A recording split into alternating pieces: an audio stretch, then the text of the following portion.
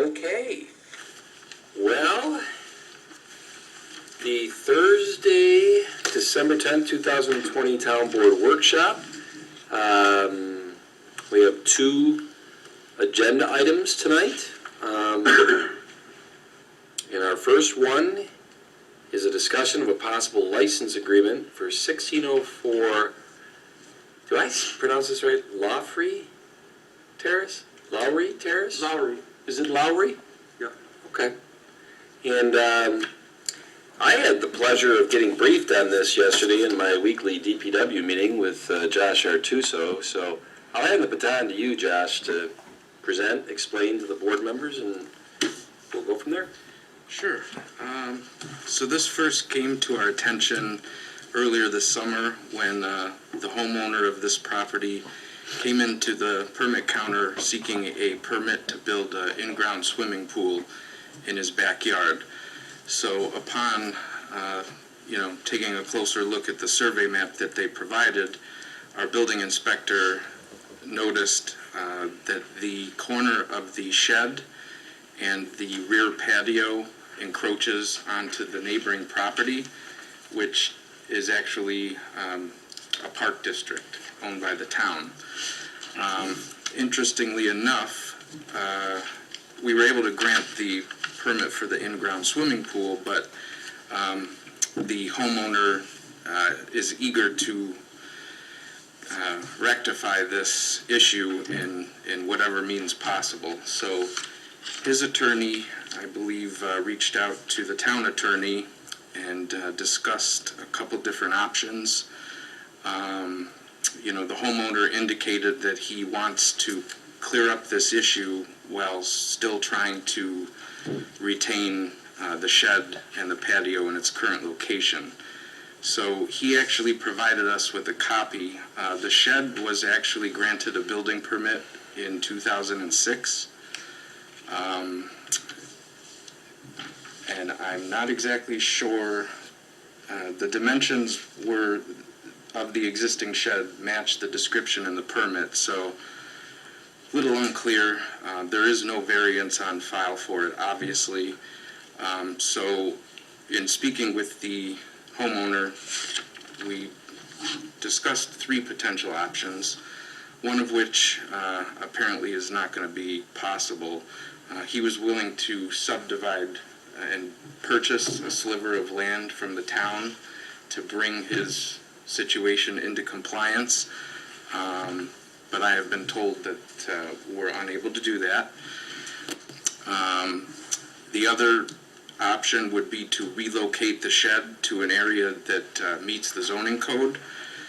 Unfortunately, with the addition of the in-ground swimming pool in the backyard and the regulations regarding where you can locate a shed on the property and the really unique configuration of this lot, there really aren't any code compliant locations in this parcel that the shed can be relocated to. The other option is what we're here tonight to discuss, is the potential issuance of a license agreement that would essentially, that he would acknowledge that his property is encroaching into ours, and would need to remove it down the road should we ever have a desire for him to do that. There are no sewer easements or drainage easements impacted. It's just simply a very strange lot configuration and a very unique situation. So rather than have him come in here, and I figured I would just run it by the board tonight informally at a workshop just to gauge how palatable it is, and then if it's something that the board would consider, I would then bring the homeowner in at a later meeting date. So we issued a permit for the shed, and I'm seeing here there's also a certificate of compliance issued by our building inspector back on August 13th, 2007, right? Yes. I don't know, my thoughts are we consider issuing a license because the previous homeowner, according to these documents, complied. And I will add that, according to what the current homeowner has told me, he discovered this at closing of his house and asked his attorney, I'm a little concerned. His attorney says, don't worry, the town issued a permit, you're good. So, Charlie, what do you think? If the attorneys, who I think it is, I did have this number of discussions with him. Mr. Peterson, is he the attorney? yes. I had a number of discussions with him. Josh, is this is not parkland, or is it? It is Park District, It's a park district. yes. All right. It really complicates matters. And I think a park district would be treated effectively as parkland under New York state law, which is concerning because what we are effectively doing is granting an easement, and this is probably why I think the idea of a license agreement's come up. I pretty much told the attorney that an easement's not going to be possible simply because we would have to seek home rule legislation for a very minuscule portion here, and that there would have to be some recompense one way or the other, probably some land given. Frankly, how this got by the town is beyond me. I know. I mean, it's clear the map, we have an instrument survey map, and the instrument survey map shows encroachment. And further, not to cast blame on anybody, but the fact is that I don't know if there's a mortgage company involved. It does say title insurance company. I don't know how the title insurance company gave insurance, because obviously it is over the boundary. Clearly, it's not even encroaching, it's over the boundary, both the patio and the shed, which apparently pre-existed the time of the closing. So that's rather surprising that any company would give title insurance on this. The fact that the town granted a certificate of compliance is also concerning, because in a way the town, it appears, and the argument could be made that the town approved this, at least through the offices of the building inspector, but frankly, that's an error. It should not have been done. I think possibly the license agreement issue came up because in my discussions with the attorney, I think he may have raised it. I don't know. I certainly didn't offer it. And I think if we do a license agreement, it really is up to the town board. It has to be made crystal clear, and if I draw the agreement, which I will, it'll be clear that at any time the town wishes to revoke the license agreement for whatever reason, we will revoke it, and the portion of the patio and/or shed would have to be removed immediately without recourse. So that's what the town needs to look at. As sympathetic as we can be, again, a lot of people here, I think, just failed in their normal duties. This should not have gotten this far. It's not it's not life and death. It's not a major matter, but it is, again, it's concerning because it's not something that only one person made a decision on. Clearly, it went through a number of sets of reviews and eyes, and somehow was permitted. In the license agreement, would it spell out that at any point, if this existing shed comes into disrepair or is removed, you cannot put another one back in its place? Councilman Cahill, that's normal, that's standard. Okay. But I think we would add some other language in here, because, again, it's encroaching on a parkland, a park district, effectively parkland. So it's a little more than a standard easement. Our easement license agreements, which is what the board is used to seeing, has that kind of language in there. That if it goes into disrepair, it's not to be rebuilt without the owner of the property coming back to the town board and seeking a renewal of the license agreement. Okay. If it gets destroyed by for whatever reason or purpose, if they tear it down, if the town takes it down, whatever. Right. Or if the town has to go into that property. But, again, this is also, and this is always an issue, we do this time, can somebody else then come and ask for similar relief? Well, in my opinion, is this is kind of a unique situation in that we, the town, blessed this. The owner didn't do anything wrong. I agree. So I think this is a kind of this is definitely a unique situation. I hope it's unique. Boy, Well said, yes, I would agree, yeah. Hopefully. Charlie, like I said, I had the advantage of getting briefed on this by Josh yesterday, and after we met, two questions lingered to me. And because I have very little experience on licensing agreements, I've seen them on conservation easements. This is parkland. So is there any differentiation in a license agreement that the town is issuing versus? Yes, basically a license agreement. A license agreement is not the same as an easement. We're not really giving any, we're not alienating the property.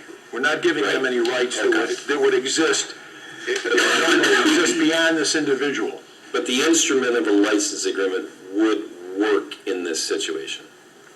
Yeah, that's probably the only thing that would work, but we would make it crystal clear that they... Sure. It's at our sufferance being the towns, and none of us may be around at some given point in the future, and somebody may say, well, we want to, we want to plant something along that border in the park district, and that's going to be the end of it. They would have to remove the shed and dig up that portion of the patio.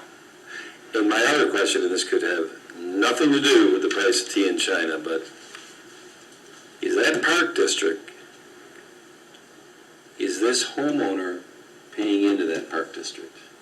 Or is this an adjacent park district that this property has nothing to do with? And does the difference in those two things mean anything? I don't know, Josh, do you know? Yeah, it is part of the Woodford Green Park District, and this property was a part of the Woodford Green subdivision. Okay. So yes. And like I said, Chad, I don't know if that would make any difference, but I'm glad to hear that he and she, the property owners, pay into that district. The thing is with park districts is the town still is responsible for the management of the park district, even though we don't actively participate in its repair, maintenance, etc. We do pay for it. We do have authority over it ultimately. So. Okay. Well, that's a good question. That's a good point. But again, the park, and again, the other thing is too. Some of these park districts we outright own. Others are owned in part by the people who live there. Right. But in all cases, the town manages them. And Josh, would it be safe to say the reason you wanted to bring this to the workshop is before we take these homeowners down the path of getting in front of this board in the next month or two, asking for a licensing agreement, we wanted to kind of present the situation and get the temperature of the board of whether this would make sense. That was the What I would like actually too is to find out, there was a period of time, partially at my instigation, where we were taking title to all the park districts. So I don't know if we in fact own this one or not. There are some that were part of the development upon approval of the plat by the planning board. This may or may not be one. If it's one we own, that may be a slight difference. It may change the way we word the license agreement. So according to the survey map, at the time back in 2014, that land was part of the actual subdivision still at that point. But looking at our records today in GIS, it does indicate that the town of Webster is the owner. Is the owner, okay. All right. Charlie, good, bad, or indifferent compared to us not owning it as the town, as it pertains to issuing this license agreement? Probably it would be a little bit less problematic if it was not owned by us. If it We still was manage it if it was not. owned by If it was us. not, because it's not town-owned, it's town-managed. Okay. But if it's town-owned, it definitely is parkland, and there's not going to be any legal issue in terms of state law. Okay. I think I understand. Because we own it, it's less problematic. No, it's more problematic if we owned it. If they owned it, it would be like like their district, we basically have management over it. Sort of like we have the easement as opposed to them having the easement, okay? So, If we own the land, it makes it a park, then. if we own it, it's effectively a park, even though it's not a public park, it's a park, And we gotta get the state to approve the, yeah, If we were to Alienate the sliver. alienate it, right? yeah. But as far as the licensing agreement, it seems to me it would be more straightforward if we're issuing the licensing agreement. If we own it, then we can outright issue the Yeah, licensing agreement. It's so, to get into this is something that. That's what I was thinking. Yeah. License agreement is permissible, okay? So we could do it, but like I say, it would have to be, crystal clear as to what our rights are and their rights are. I think that the only reasonable thing on our part to do would be to draw up that licensing agreement, make it as watertight as possible, Yeah, because clearly missteps have happened all along the path of this shed and patio. And it certainly isn't this new owner's fault that any of that happened. well, it appears that it's They did not. try to bring it up. I understand, like I say, I would say they're probably the least culpable of everybody involved. Absolutely, yeah. And I think certainly we as the town have to accept the first responsibility for it. I would ask if the town does decide to go ahead with a license agreement, that the town board give me any and all possible conditions that they would like included in that agreement, and you could write them, put them on an email, whatever, and, we'd include them, so. Like I say, it would be a typical license agreement in some manner, but it would be different in others. It would be much more stringent. Okay, pending specificity and all that, is there anything globally that would stop the presses from us moving forward with this homeowner on pursuing a license agreement? As far as the town board members feel? If this was just a shed that we were talking about, I would be inclined to tell him to move the shed. But that's not going to accomplish what he's trying to get accomplished, because he's got the infringement of the patio is nearly the same as the shed, and he'd have to remove a third of his patio. So I would be in favor of granting the license. It's tight, like Patty said. Yes. Okay. Bill, any thoughts? I'd have to go out and look at the patio to see how much it's being infringed on. I mean, when looking at this scale of this drawing, you're not talking about 60 square feet maybe? No, you got to bring it back from how many feet from the lot line now? I don't know what the requirements are. Probably 10 feet. Josh, you had some information, because you looked at this and said, well, move it up the blacktop and get it off of our parkland, and didn't the homeowner or somebody told you that the way it was built on there, that the movement of it might destroy it? Yes, that's what they indicated to me. I wasn't out there personally Yeah, I to haven't seen verify it. it, but Anyway. Okay. All right. Well, that got 6 more minutes than we thought it was going to get. That's okay. I think we got a good flavor for this. Okay. The next topic up is a discussion with Art Patron and Rick Canary on a sludge drying equipment at the town sewer plant. And correct me if I'm wrong, is this the first time that, Rick, you're going to be presenting to this board as an employee of the town of Webster? and we're very happy about that.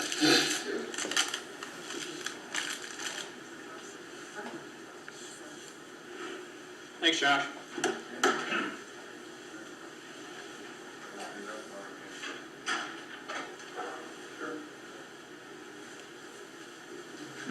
All right, so last time Rick and I were here, we discussed the long-standing concerns at the treatment facility, and we also discussed some opportunities that lie there. And we were tasked with taking a little bit of a deeper dive into this, and this is what we've come up with. I just gotta plug it in the back, Rick, or did you? All right, just take a second.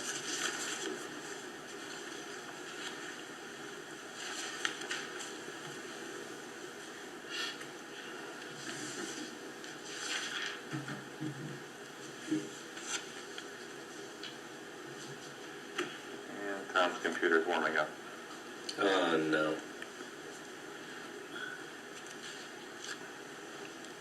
Do you need any assistance over there, Rick? No, Oh, just waiting. Yeah, just in case it password. No, it's here. Oh, okay, all right, I got you. So like, I got that computer a couple years ago, and it was state of the art.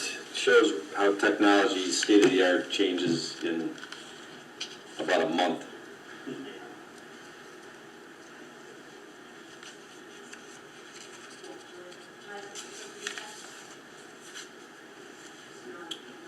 Sure.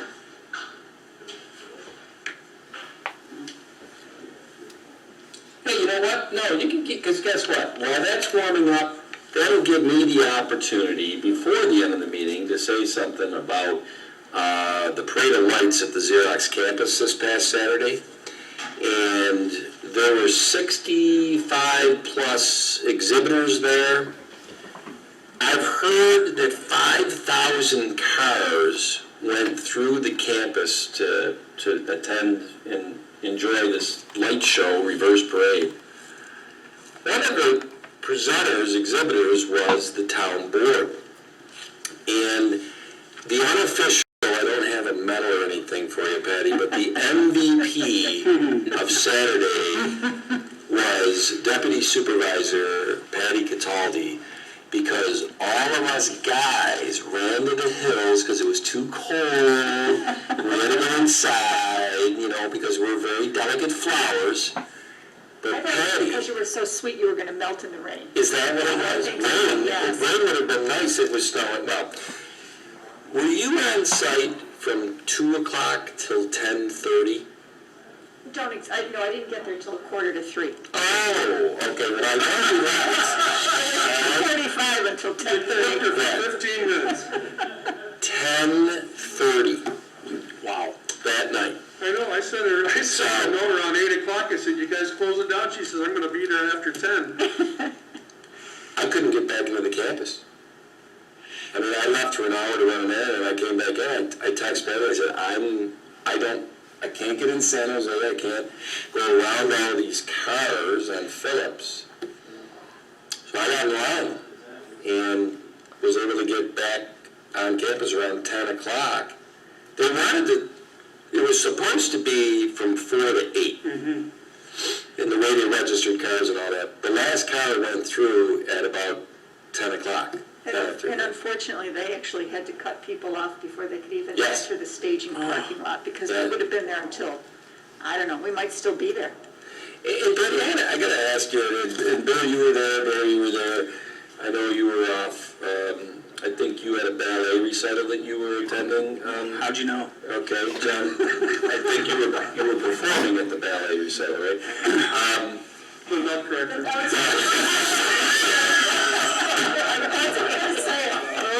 Here we go. And so now the MVP of tonight's meeting is Barry Dean. I'm gonna guess guess it's a combination of the fact that people are starving for things to do. 5,000 cars. And the fact that it was a pretty impressive show, It was very nice. you know, but phenomenal. Anyway, you're up. Thank you, Patty. Thank you, Bill, for coming. And, hey, Bill, not for nothing. I mean, you know, with that bionic knee and stuff, that was impressive to have to come on site and walk 200 yards to get on. So, thank you all. Go ahead, So, as I was saying, last time we met, we talked about some long concerns and issues at the plant. We also talked about some opportunities. As a group, we said, all right, we left that meeting. Rick and I would go back, take a little deeper dive into those issues, into those opportunities, report back. And here we are. So, we're going to talk about our current project, where it stands, the needed repairs and asset renewals, most of which were identified in our 2016 PER by Barton and Judas. We're going to touch on potential opportunities and a shift from our water pollution control facility to a resource recovery facility. And then we're going to hit some next steps. So, our current project, as we stand right now, installing 3 new secondary clarifiers, a new generator that will power the whole plant that is online. What we want to focus on tonight is our solids handling, our septic receiving, and our aeration process. Some of the things we're going to talk about: digester repairs, covers, mixing, boilers, heat exchangers, and gas and safety equipment. We're going to talk about solids handling, tank restructuring, septic receiving, great source of revenue, aeration systems, and again, we're going to go back to safety. We're dealing with methane gas, safety. Some potential opportunities that we're going to get out of our digester repairs, solids reduction, gas utilization. Like I mentioned, septic receiving, revenue. Now we're missing out on a great deal of revenue. Reduction of costs and sludge hauling. We're going to talk about how we're going to impact the environment and how aeration will increase our treatment capacity. So at this point, I'm going to hand it over to Rick. I get the microphone. Well, I can stay right here, I'm good. So, again, as we talked, we're gonna hit on asset renewals and actually the main repairs that need to bring this plant up to date and actually in good repair. So, digester repairs. I'm sure, as obviously some of you already know about the digester covers issues. They're both, 2 of them are stuck and they're damaged. What that causes is potential of overflows, because if they're stuck and we're filling it, they're not moving, but the solids are filling that up. So there has to be little working capacity on those digesters. If you draw out too much, you break the water seal and you create gas coming out of there. So those are a big issue. Accessibility and gravel and stone in the pumps. We run into this because maintenance nightmares. As you can see, in these ballasts for these covers is all like a pea gravel, and that tends to get into the digesters now and is getting into pumps and ruining equipment. This equipment right here is your pressure relief valves. Very important equipment on a digester. And to get on there, you have to climb on the roof, climb up on top of there to service those. Not safe on floating covers. That's why really you want to look towards fixed covers. Then you can have a walkway out there and you get to the equipment and service it and maintain it. Again, we talk safety issues. We do not run the flare because the flare is right next to this, and when you have covers that don't work and the potential gas leaking, you could have an ignition source near your gas, and then you would have a problem with a flying cover. But also you have gas equipment. Gas equipment in non-classified spaces. That's not Class 1, Div 1. That's a safety issue. Say that again? This equipment here, which is your gas accumulators and all your gas equipment, is in non-classified areas.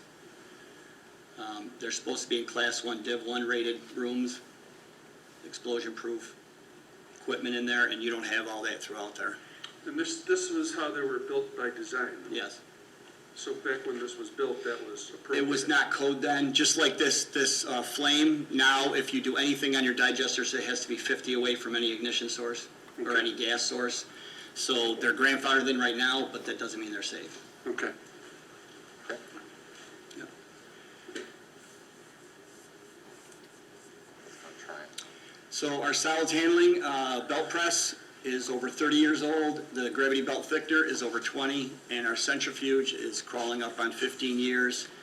The belt press has definitely, in my opinion, reached its useful life. It's a maintenance nightmare right now. It's our only backup for the centrifuge. If that goes down, we cannot process solids because this is just not operational right now. It's not only nickel and diming us anymore. It's getting into some costly maintenance repairs and labor costs.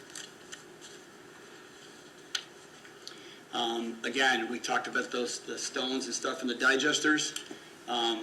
This pump was installed this year, approximately $40,000 to keep the rocks and stuff out of there. So we're actually doing Band-Aid work at expensive cost to solve the issues in the digesters. We had just last week, replaced this roller here. That roller, which was a medium to small roller, weighed over 400 pounds. It took 6 of us to install it. And when you have 6 guys working, that's pretty much about $1,500 in labor cost, which we're all working on that. And they're about $4,000 each. They are all out of round. This, you can see there's ripples in it, which wears the belts. The belts are $1,200 each. It's just to replace all those rollers, you might as well buy a new machine. I mean, that's where it's at. And every time we fix one, we find something else works. And that's not even including the pistons or the bearings. So it's in desperate need. Again, we're talking about some other assets that we have, tank restructuring. We kind of think that we could do some restructuring with the brick and mortar there, so we're not adding tankage, but stuff that will help us with some solids reduction. Solids reduction and improved process control. And our septage receiving, this was installed mainly for leachate. So when septic haulers dump in there, it gets kind of messy. They're tasked with raking out any collectibles in there on the bar screen, which is in there. And it's the honor system. They fill out a slip, stick it in the building down there, so they could have 1,000 gallons on, and they put 500. I mean, it's just, so we want to look at something to actually have a better removal system, but also a more reliable billing system on that. The aeration system, which is actually a very important part of this process here, is these blowers are over 30 years old, inefficient, and not capable of providing sufficient air, which when you don't have enough air in there, you could create some regulatory issues. I don't know if you can tell in these pictures, you see some bigger bubbles. That's showing that your diffusers are either plugged or they're damaged, and it's supposed to be a fine bubble diffuser, which gives you more surface area to distribute your air throughout it. And when you're having these big bubbles, you're not getting the air distribution. And the nitrifiers, which are taking care of your ammonia in the system, which we have an ammonia limit, they're not getting the oxygen transfer they need.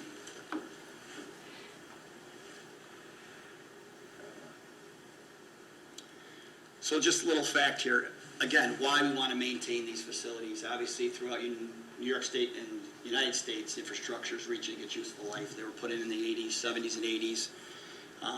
But, I mean, just a fact about this, there was a study done, or a poll from medical professionals across the world, actually, and they wanted to poll what the greatest 15 breakthroughs were since 1840, and sanitation was number one. Treatment of wastewater and obviously clean water. And that was above antibiotics, anesthesia, vaccines, and actually discovering DNA structure. So, I mean, obviously it's a very important fact. Not that, I mean, we all know that, but I just wanted to touch on that. So with that comes potential opportunities, and it's great when you can, obviously infrastructure upgrades are needed and asset renewals, but when you can find projects that actually create revenue, cost avoidance to help pay for these projects. It's a win-win situation. So with solids reduction with our digesters, current situation, we have about 80% organic going in, and that's the part that breaks down into gas.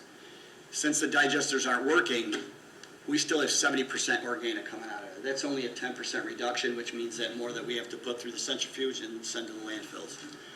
So with the digesters fixed, you would start with your 80, but normal digesters will break it down, and you'd have 50% organic, which is a 30% reduction.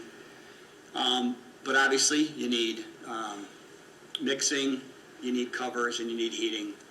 And currently, we do not have those working up to par. But with that reduction, just that reduction in that solid content, you're going to save pretty much somewhere around $1,000 in hauling costs. So you get immediate return on, what did I say? 100,000. 100,000. You get an immediate return on investment there. But obviously, you're doing what it's supposed to be doing, is breaking down solids. So, again, anaerobic digestion, not I want to give a big lesson here on digestion, but it's happening all around us. It's kind of the rule of 15. Human digestion, 15 hours. Anaerobic digestion happens in 15 days. In landfill in 15 years or even longer in landfills. They find newspapers that are 30 years old, they can still read them in there because they just don't break down. But what happens is it's methanogenesis. And obviously a simpler term is it's a complex process, but it's basically breaking your carbohydrates down to simple sugars, and it's through a process where you get acetic acid, and the methanogens like acetic acid. And they create methane at approximately about 65% methane, 35% carbon dioxide. And with that biogas, there's a lot of alternatives you can do with that. You can do electric generation with microturbines and reciprocating engines. There's pipeline quality gas, clean it up, pressurize it, put it back into the pipeline. And then there's fueling vehicles. But a lot of those, you need a lot of biogas to do any one of those. There's a lot of infrastructure with those, but there's a lot of biogas. It's like if you have a good, a yogurt factory or some dairy product that's coming in to really give you high concentrated waste that give you a lot of biogas, that's when that works. We kind of, in this situation, this isn't going to work right now. So we said we need to look somewhere else. And where were those high costs? And again, it was in the landfill. But also let's look at some revenue options with septic receiving. These kind of, they're septic receiving stations. They come in like a package, and the hauler hooks up. He swipes a card, valve opens, he discharges. There's a rock catcher, heavy debris catcher, and it's pumped into a pit and then pumped to wherever you want it in the process. But you have control over their flow rates. It automatically bills. If they don't pay their bills, you can shut off. The card will swipe and then the valve won't open. If you have issues with plugs or something like that, the valve shuts. So there's a lot of safety features on that, but it's getting a lot of your contaminants out of there. And that's a revenue stream that can be brought in. I mean, you see these tankers going down the road, going to other plants. That could be $270 in the coffers of the wastewater plant or the sewer fund. Smaller tankers, about $135. So to the big ticket item, which is really, I think, why we want to really present this, and not only do we have needs for infrastructure upgrades, but I think there's a way to kind of offset the costs. And we went down to Pennsylvania to look at drying technologies, and we're very impressed with it. Our current operations, we do about 27% solids that goes into the container and out to the landfill. What we saw was 90% solids coming off of their dryers. That's a huge reduction in hauling costs. I mean, currently at about 4,000 tons a year at our high rate of $125 a ton, that's almost $500,000 a year. That's a huge ticket item for the sewer fund. With a 90% solid reduction, that's 63% more reduction than what we'd be doing right now. That's a savings of somewhere around $300,000 a year. It can quickly start to pay for the infrastructure needs with the hauling costs. So I guess what we're really talking about here in another kind of way to look at this is our current sludge going into a container, and this is kind of our typical container that we fill. If we were to do the drying, that takes about 7 hours to fill. So we fill a container in 1 day, in a full shift running during the day. If we were to do the dryer, how long would it take to fill that same container? Obviously, it wouldn't be 1 day, 2, 3. No, it would take 7 days to fill that same container instead of 7 hours. Means you're only hauling out of there every week and a half instead of every day. And the benefits, not only of the huge saving in cost, but there's other benefits to that. And it's environmentally friendly, it's a fertilizer. You're reducing the road miles across the roads of Webster because trucks hauling across there, which is an infrastructure upgrade that would be lessened. Reducing the diesel fuel that whoever's using, that's just not something that's being used. So there's a lot of environmental benefits to this. So the dryer technology we looked at is kind of similar to this thing here. It's produced a Class A biosolid. Class A biosolid can be put on any crops, any land. Class B is for not direct human consumption. This would qualify for Class A. It could be given away, it could be sold, obviously if it becomes a product. The one we looked at comes in sections, so it's modular, so you can say, okay, they know what we're putting through there, so they can set it up for 2 5x5s, 3x6, 2 10x10s. And it utilizes the biogas that we'll now be producing more of because the digester will be working to heat this. It cycles the heat through and use biogas or natural gas. And you can run it 24 hours potentially. The place we went to, they turn it on Monday, and then they turn it off on Friday afternoon. Runs 24 hours, and they're only 8-hour shift day. So there's an opportunity if you're backed up in solids, you need to move some more through, you kind of can turn it on and let it run. Again, the benefits of this, it's a fertilizer. It can be given to farmers, local communities. It also can be given or sold to companies that need to have their portfolio of renewable energy. This is considered renewable energy. It can be burned. It also can be added as a concrete and cement additive to companies that need to put additives to their cement. So you have cost avoidance with the potential of revenue generation.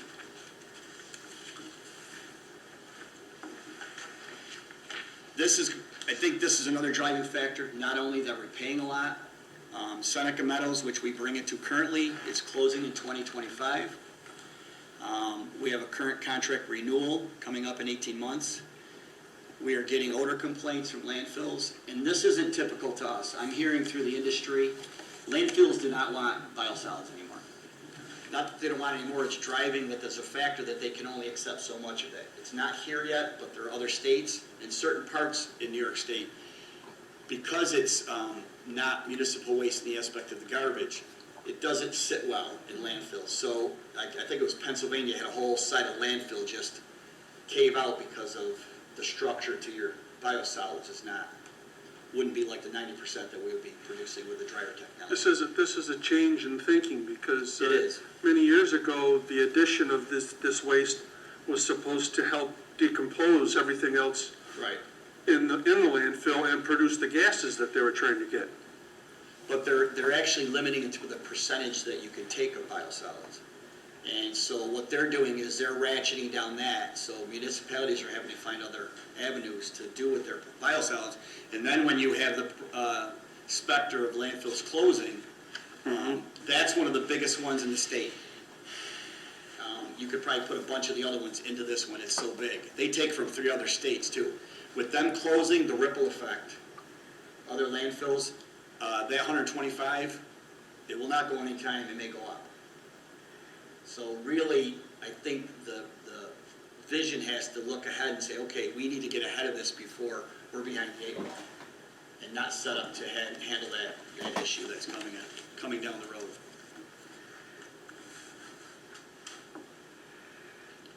So again, necessity brings opportunity. We need infrastructure upgrades. We need to upgrade the digesters, solids handling equipment, the sludge hauling solution. We need to look at there's different types of dryer technologies out there, but that looks like the way to go. And with those necessities and needs comes opportunities. With the digester, you get a reduction in solids, which is a savings. With the solids handling, you get a reduction in solids. Revenue generation from septic receiving aeration increases capacity, treatment capacity. Then we can bring in more waste from outside. The sludge hauling solution, I think, again, another factor of this is you have a large reduction in hauling cost, but you can also, there's other small municipalities that have to get rid of theirs. You may become a merchant facility and say, okay, instead of $125 a ton, you bring it to us for $50 a ton. We're gonna knock that solids down by 90%. We're getting revenue off of treating their sludges, and they have a solution to theirs, and then we become some type of merchant facility. But then again, that's first to table. You know, that may be out there, somebody may be thinking that, but what we're talking about here is all baseline, is just fixing what you have and getting a reduction of 90% solids and still sending it to a landfill or giving it away because it's Class A biosolid. That's it. The upside is revenue generation from bringing in outside waste and potentially selling that product. So there's, baseline is very positive, but then there's so much upside to this. Is there anybody else that's selling this stuff? Most places that we find are just giving it away. They give it to farmers, community members can come and take it. Obviously, if it becomes something that becomes a commodity, then you have that upside to, Is there an odor to it? no. Want to hand them out? I'll just take your word for it. No, Yeah, see, it's really, I asked if there were gonna be souvenirs from your trip. we brought this from Pennsylvania. thank you, sir. All the way from Pennsylvania. That is a fertilizer. This Right looks like my wife's. I'm good. there. Yeah, earthy. I know exactly what you're talking about. It's high in phosphorus and nitrogen, which is good for the environment and for the crops.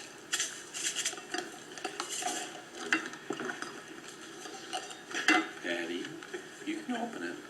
Well, wait. Surprised you sniffed it right in without the mask staying there. It's a little bit like charcoal. Yeah. Do you want these back, or can we keep these as souvenirs? No, those are take-home gifts. Chachi? Put them in the stocking. Put them underneath the Christmas tree. Don't put them anywhere near the coffee drawer. That's right. Give them to your kids, tell them they're crushed up Oreos. No, jeez. No, you do this.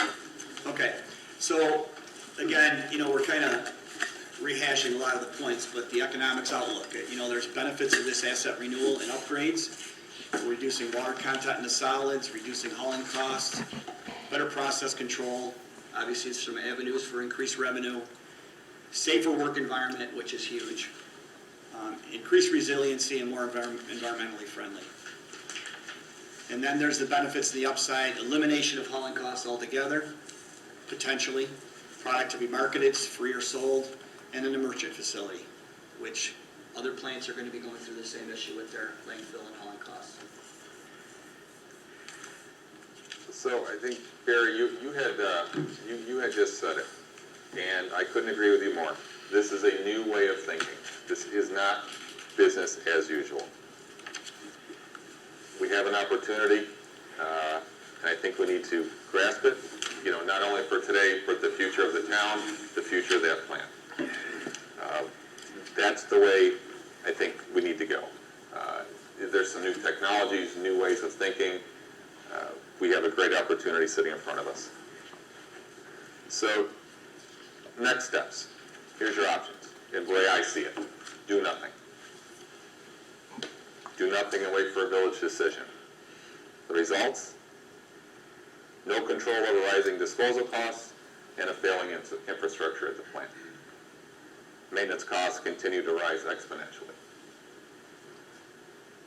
Or create and implement a sustainable plan for the town of Webster and their treatment facility.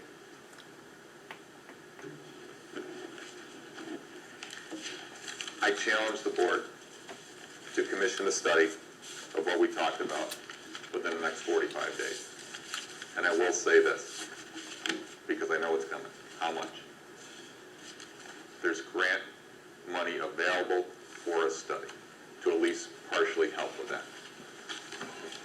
We see the urgency of these landfills closing. We see our costs just rising and rising. We have an opportunity to reduce those costs exponentially and create some revenue streams. You've all known far more than I, septic receiving. We're taking close to zero now. Not too long ago, we're upward $200,000. Our plant can't take it, the septic receiving can't take it. So, great opportunities. And like Rick said, it's not just spending money. We can show a value, we can show a return.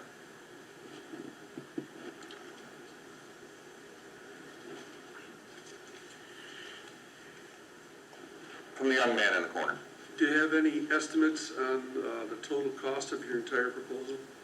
No, We do that's not. where that study would really get us into the weeds, get product, what we're looking to do. This is kind of a direction for us, but yeah, you'd have to get a little deeper into the weeds for some cost estimates. Right. How old was the dryer you looked at in Pennsylvania? That was brand new. They just put it in, and they had dryer technology before. So this was a newer dryer, and they were extremely happy. You're a new employee to Yes. the Webster. I was just wondering if you could just give the rest of the board, and for those at home watching, just briefly, what's your history, your background, stuff like that? I worked for, retired from the city of Rome, 35 years, last 8 of it being chief operator. Actually spent 7 years to get a combined heat and power project, which is still in the process of being built as I left there, that we are going to be creating electricity, take us off the grid. That project will be cash flow positive year 1 with digesters, solids handling. So I kind of had some background in this issue. And then I went in the private sector for 6 months, but the private sector sent me to Webster to manage the plant, and that's where the marriage happened. Great, thanks. So, as far as studies go, you don't have the ballpark of what it would cost for a study, but as you said, there's grant money. I greatly appreciate everything that you guys have presented tonight. I think it's very important. I've seen those digesters, and they're, when I walk through, we need to do something. We need to look 10, 20 years down the road. Exactly. And from a sludge hauling standpoint alone, it's hurting the taxpayers tremendously. So if there's the technology out there that we can look to reduce those hauling fees alone, and add on the fact that they're going to be closing that landfill, I think we're duty bound to look into having a study done, so we know what the cost will be and the benefits will be. They're controlling the landfills, and Right. whoever is controlling this plant. Sure. This time, you guys kind of take control and say, oh, no, we're going to do it this way, and now we're controlling. Yeah. We can say where it goes. I agree. I feel much better about this approach than we did a year ago, tremendously. Because Rick being on board, we did go down and view this technology and, asked a lot of questions, did our research. I think this is a great path to start going down, to narrow that funnel, work with some other professionals, and see where it leads us. The one that you saw in operation was brand new. Did they tell you how old the one prior to that was? No, but I can find out. I can definitely find out for you. Just curious what the lifespan of one of these would be. Yeah, that's a good question. And the plant we did see, it was a similar size plant as ours. Yeah. Yeah.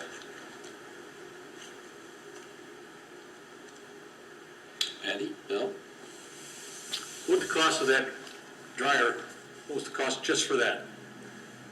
For just the dryer, I do not know that. We don't know that.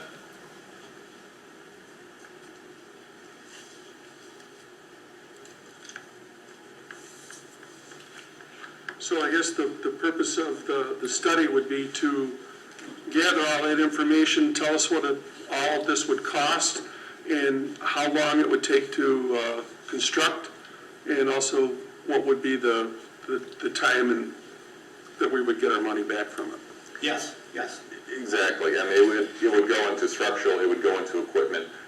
It'd definitely drive down into the details. It would definitely give us a much deeper overview of where we are. And NYSERDA has a program out there that they will fund these type of studies.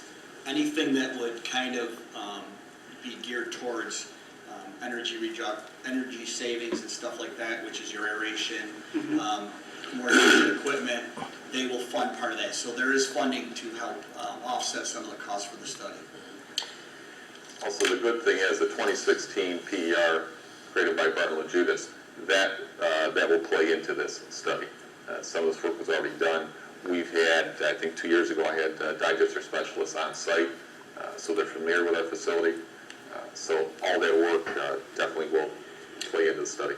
And Art and Rick, that good segue to a couple questions I have. I obviously am new to the game on this, and I say new to the game because the project that we are just about to finish with the new secondary clarifiers, since I wasn't involved in that process back 15, 16, 17, whatever, I don't know if any type of return on investment was done, or if there is any return on investment of secondary clarifiers, or if that was just a situation where the secondary clarifiers that we had on the campus were just so shot that, guess what, you're going to have to put $12 million into this, or you can't run a sewer plant. I can speak a little bit to it, maybe you guys can add to it. I know that the state of the secondaries were in such disrepair. They needed to be replaced. I know the DEC there was not a consent order, but they were pushing for, obviously, replacement of those. As far as the generator is concerned, they wanted to see a generator that would actually run the facility.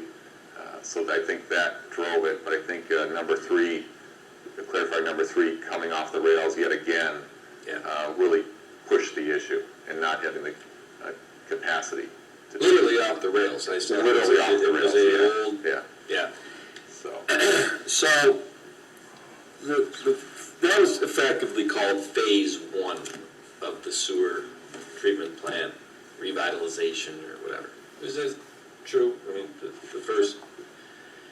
And the good news, bad news, as we look at this second one is phase 2, which Barton and Judas has already put together, and really put together a derivation of it for a town sewage plant only, and a derivation of it for if we go for a regional plant, like you put in the second to last page here on our options, do nothing or wait for the village. I'm assuming the village decision is whether we go regional. correct.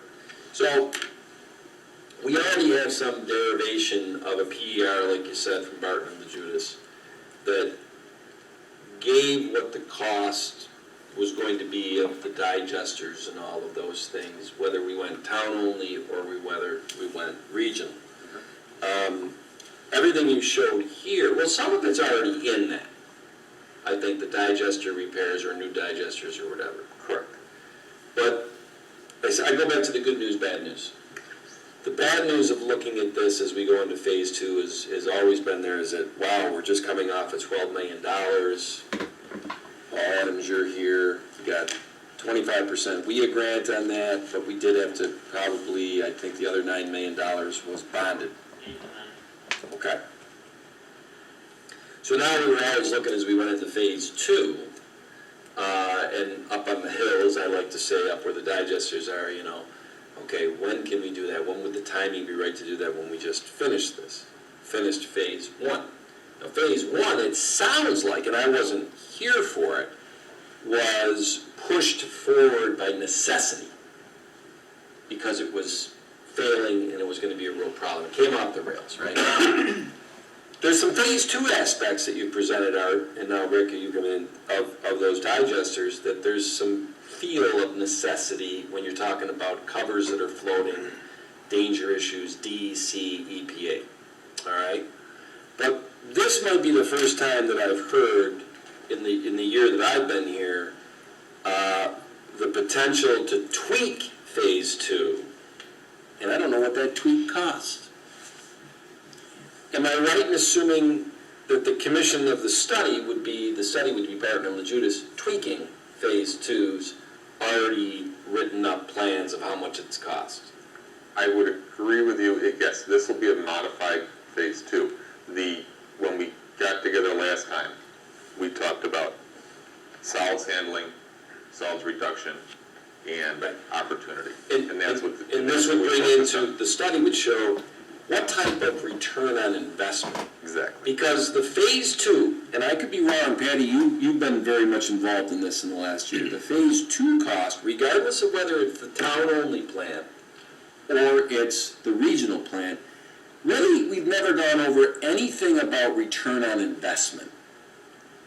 This would enter into a situation, and Bill, I'm right with you. I said day one when they were coming back from Pennsylvania, and you guys were giddy.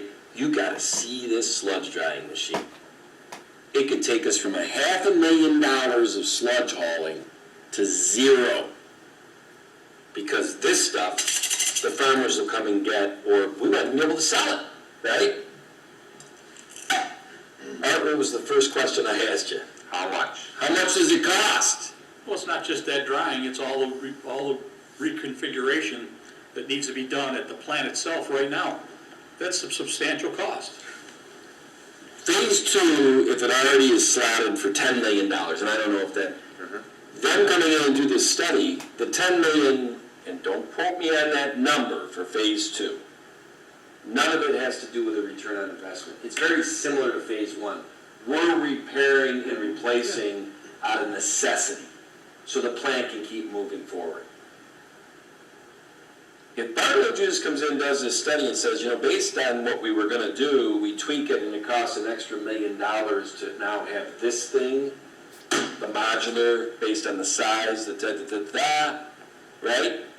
And all of a sudden you're like, we cut $500,000 of hauling, and we pick up $200,000 of septage revenue. That's $700,000. Made up numbers. If the addition to phase two that we already were looking seriously at that had no return on investment was $10 million, and the tweak is $11 million, what's the return on investment? Do you think the return on investment is the $700,000 of additional revenue and cost savings on the $11 million phase two now? Or is it $700,000 on the tweak to go from $10 million in the phase two that we were looking at to $11 million? Did I lose anybody in that? I just want to comment on the phase two, what I looked at. And again, we like to say that it's a 30,000-foot view, but it seemed like it was very, I want to say skim-coated. And it seemed like that what we've looked at now is maybe there can be some things done differently that won't cost as much, that may shave whatever they predicted. But when you give an estimate at a 30,000-foot view, in my history, once you get down to the weeds, that price does go up. I'm just telling you, it does go up. They can say it's this, but all of a sudden when you get in there, but we've looked at it differently and say maybe we can do things a little differently. Utilize brick and mortar that's there instead of building new tankage and new buildings and stuff like that. Now you save some. So that's where this study will get into it and get down deep and say, okay, let's do it this way. And you talk to different people and say, okay, we're going to do this with our tanks instead of this. And then you kind of get a little more finite number. And Rick, I couldn't agree with you more that that phase two was definitely, I'd even say 40,000 foot. And it was absolutely asset replenishment. And just as we were talking about in here, now we're driving the ship. We're driving the end product. What do we want in our plant? As opposed to just asset replenishment, doing business as usual. Yes, Barry. This will replace the centrifuge and all of that type of operation? No, I mean, just, again, and the thought is, keep the centrifuge, because obviously that still dries it to 27%, and you want drier stuff going through your dryer, because that's less that has to work. It would So be this goes before the centrifuge or after? This goes after the centrifuge. Okay. So you would keep the centrifuge. The thought is maybe get rid of that belt press, which obviously has become a nightmare, and have another backup centrifuge. And the only reason they had that belt for press they kept around was just for backup. Exactly, and it's not that right now, so they have no backup. So if the centrifuge went down, We'd be you hauling have to liquid. haul liquid, and that's very expensive. I don't know how that fun that is. So I like to talk about these projects that there's need, but there is, as you talked, there is cost savings, cost avoidance, revenue generation. You had a project that there was no, I mean, in a business world, return on investment, I know we want to look at it that way, but they always talk across, what's the payback on it? What's the payback on it? But what you feel is a payback may not be what you feel is a good payback, so I guess it's what everybody at the end of the day sees this study and says, okay, I think this works, but there is needs there. And when you have a project that maybe can help pay for those needs, those look attractive. And Rick, I gotta tell you, obviously return on investment is such a floating number, for lack of better terms, because, hey, I watched some board meetings on TV, and the town board meeting, the budget for the 2020, the public hearing, whatever, that was in August of 2019, one of the items really hammered on was, we're going from $250,000 HUD sludge hauling a year to $500,000 because of the reasons you just gave. And then the reasons you gave in this, where these places are closing in 5 years. That concerns me, as well as should concern the board, that will a new landfill say, I can name my price and you're held hostage to it? Maybe it's going to be $1 million in sludge hauling in 5 years because we're the only game in town. You know what you can bank They're on? already doing It's that. not going down. So you can bank on it. Yeah. And just what you said, you need to look 10 years down the road. You need to look and say, okay, we need to do something now because it costs more to do it reactively than proactively. Well, let me ask you this. I mean, Art, I appreciate your nice blue or teal or whatever. I'm a little colorblind. You challenged us to commission a study within 45 days, okay? You said there's grant monies available. Would the study, at the end of the day, most likely be Barton and LaJudas time and materials? I would have to say yes for a couple of reasons. One, they're familiar with our plan. Two, they've done the PER. And three, Rick, you can back me up on this, they are the foremost digester experts in upstate New York. And if They you have want a to few expand on people that. they've hired that in the industry that were on my side jumped over, and they know anaerobic, have lived it, breathed it, failed with it, succeeded with it, and so I feel they have the expertise to really guide us and help us. I think I think we kind of have an idea, but then we just need them to really. Well, I mean, we have a relationship with Barton and LaJudas, to the point where, let me ask you this, and I mean, if we said, Barton and LaJudas, give us an estimate of what this thing that you just came up with, what that study's gonna cost. We can do that. I did not do that. Would you guys like to know what that study's gonna cost? Sure. Yeah. I would. I'd like to have some kind of an estimate, yeah. Yeah, and I'd like to know what the grant, Well, I was gonna say, hey, we can talk to that Chatfield or whatever, and in parallel, well, I'm Because sure he that was Barton asking me Judas about knows the what those study. grants are. probably you have, you know what? I'm telling you. Yes. Good point. Good point. So I did not ask and reach out to Barton and Judas because I wanted to have this conversation first. Sure. I didn't think it was fair No. for me to go out and do that. I know numbers, we all want to know how much, right? But I have been, Ken Knutson, the vice president, he's reached out to me a few times over the last couple months, knowing that, one, something may be going on in the village, but we need to do something with our digesters. Rick and I have talked to him, and they have a whole team dedicated just for solids handling. Let me ask you this question. Obviously, no decision has been made whether the village keeps theirs or we go regional. What impact would this study have on, would they look at a regional plan or would they just look at it from our plant home? our own perspective. They're gonna look at it any way we want. I think, I agree with Rick, we need to take care of our own first, Yes. but also looking at the ability to take in other sludge as well, being a merchant facility. Right. So that's where I go back to, we're in a much better position now. We're not just doing asset renewal, we're guiding the ship of what the town needs, what our operators need, what our chief needs, and what is best for us. Can I make a suggestion?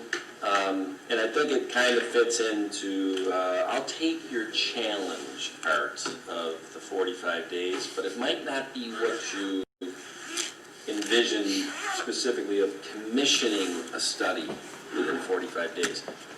Can we target the workshop of Thursday, January 28th, which if my math is correct, is about 48 days from now?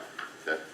That if we work in tandem on this, that Barton and Judas comes in here and presents to the board not only what they think the study will cost, but maybe a little bit of taking this very nicely done thing and tying it in and explaining to the board, how it might tie into the PER that's already been done for phase 2. Can I ask what level of work you want them to do from now until then? I mean, you're asking for, I'm trying to clarify what you're expecting at that 20. Well, the clarifiers are done. We're talking digesters right now, okay? Rick, I'm just trying to digest, okay? have them do a scope of work of this. Okay. And if they think, when I say a scope of work, a scope of bidding the work. Okay. Now, the one thing I've become very comfortable with from a standpoint is that phase 1, I know what it cost. And I saw how Art has managed that project and managed Barton LaJudas as the engineers on it. Is it still targeted to come in under budget? Yes. I like the way That's a you rarity, managed that. by the way. Well, So, you know what? congratulations, that's great. I will say that's a team effort of Barton and Judas, our contractors, and honestly, guidance from Paul as a sounding board. Are we done with it? No, we're not done with the project. We'll be done in 5 months. We have some things still going into it, you bet, but we'll be under budget.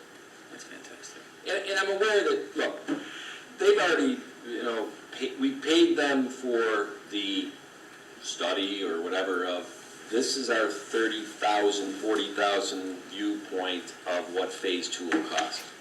And I remember that now, that when we were in the sewer, it is not hammered down.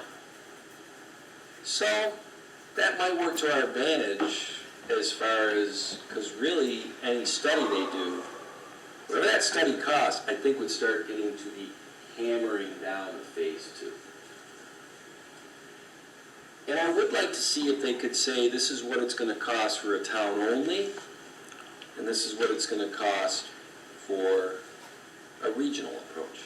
I don't know how much up on that hill, I can't remember, of the digesters really changes from town only to regional. I can't off the top of my head remember, to be honest with you. Adding a regional approach would be adding a digester. Okay. The phase 2, the original phase 2, the modified phase 2, if you will, the original phase 2 included our headworks, our bar screens, things like that. It added a fourth primary. But I will say that phase 2 originally did not include septic receiving. I added a number placeholder in there recently because it's so important to the facility. So, and that's where it goes back to the 30,000 foot.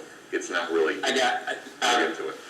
So Rick, let me ask you, from your experience in the off the grid, if this plant had all its electricity and power done by our gas that we create from those digesters that we're not doing right now, Paul, how much are we paying in utilities a year at this plant?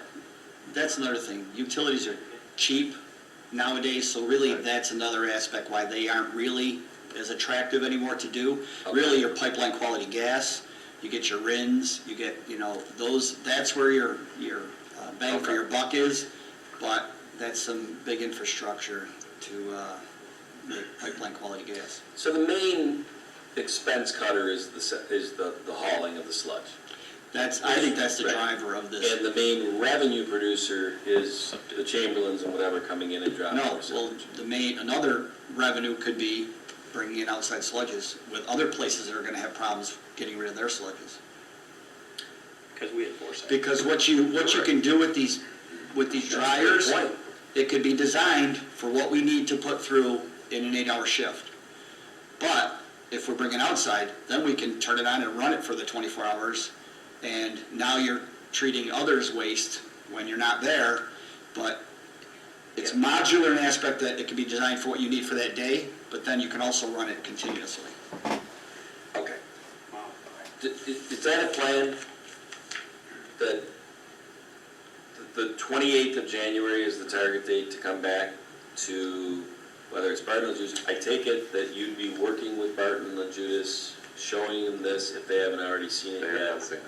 So they get an idea of, take your 40,000 foot, take this, what's it gonna cost to come up with the study? Which I'm gonna say the study end deliverable is really the cost of doing phase 2, either town only or regional, but not from 30,000 foot, from what we think it's gonna cost. Is that a reasonable assumption that that's what we're gonna come out of after this study? I would like to clarify, have you clarified for me? Because remember, phase 2 included bar springs and a fourth primary. We can include that almost as an a la carte thing, just so we have all of phase 2 covered. Correct? That's what we want to do.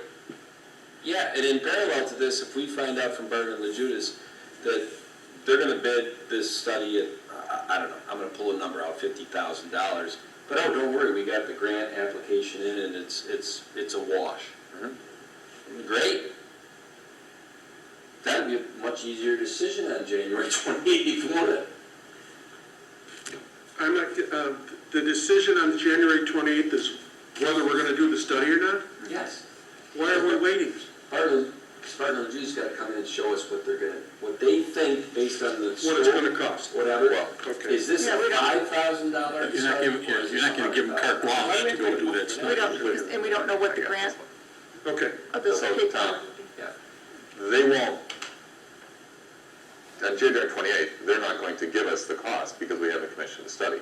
I think we're looking for a scope of work defined and them giving us a cost to do the work. Right. Cost to We have to do the commission the study. study first, and then commission them to do the work, and then we'll get the cost.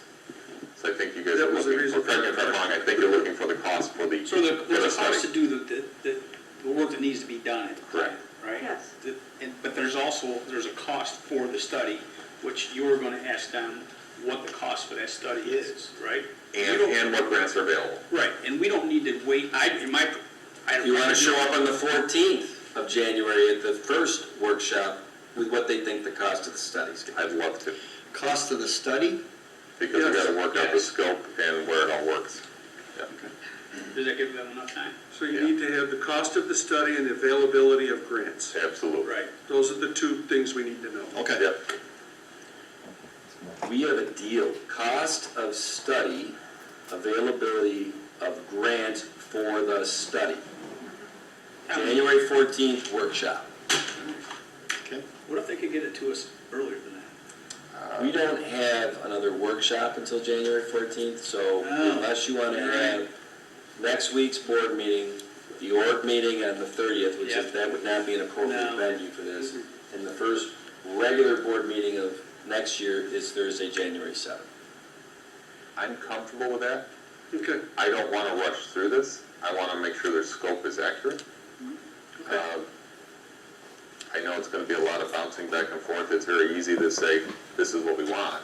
But as you said, and we both well know, once we dig a little deeper, what do we really want? Yeah. Well, you can set that date, and then if you find out that you need more time to complete your objective, then, okay. So, Thanks for the presentation.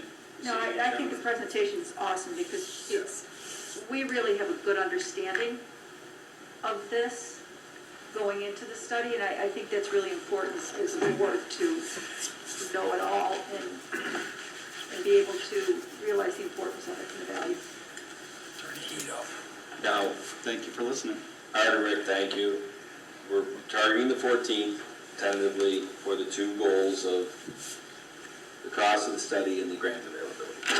I hate to have you eat and run, but I have a gentleman here who is our new director of personnel at the town, Brayton Connor. All that word "new" is starting to wear off, right? Probably should have started just. I reserve a 5-year window. 5-year window, okay. Where we are done with the topics of the evening for the workshop.